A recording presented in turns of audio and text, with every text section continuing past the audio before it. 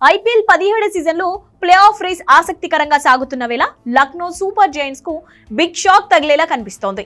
KL Rahul Lucknow captaincy నుంచి తప్పుకున్నాడని తెలుస్తుంది. ఈ నిర్ణయం తక్షణమే అమల్లోకి వస్తుందని సమాచారం. ఈ సీజన్లో లక్నో ఆడబోయే తదుపరి 2 మ్యాచ్ల్లో రాహుల్ సాధారణ ఆటగాడిగా కొనసాగుతాడని జాతీయ మీడియాలో కథనాలు వస్తున్నాయి. సన్ రైజర్స్ తో మ్యాచ్ తర్వాత జరిగిన పరిణామాల్లో రాహుల్ ఈ కఠినమైన నిర్ణయం తీసుకున్నట్లు సమాచారం. సన్ రైజర్స్ చేతిలో ఓటమి అనంతరం లక్నో ఫ్రాంచైజీ యజమాని సంజీవ్ గోయంకా రాహుల్ పట్ల చాలా అనుచితంగా ప్రవర్తించాడు. అందరూ చూస్తుండగానే రాహుల్ పై మాటల దాడికి దిగాడు.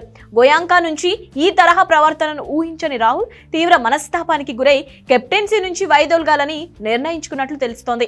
రాహుల్ కెప్టెన్సీ నుంచి తప్పుకోవడానికి మరో కారణం కూడా ఉందని తెలుస్తోంది. గోయంకా తదుపరి సీజన్లో రాహుల్ ని వదిలించుకోవాలని సన్నిహితుల వద్ద ప్రస్తావించాడని సమాచారం. గోయంకాకు అవకాశం ఇవ్వడం ఎందుకని రాహులే స్వయంగా కెప్టెన్సీ నుంచి తప్పుకున్నట్లు ప్రచారం జరుగుతోంది. 2022 సీజన్లో లక్నో టీం లాంచ్ అయినప్పుడు రాహుల్ ను గోయంకా 17 కోట్ల రికార్డు ధరకు సొంతం చేసుకున్నాడు.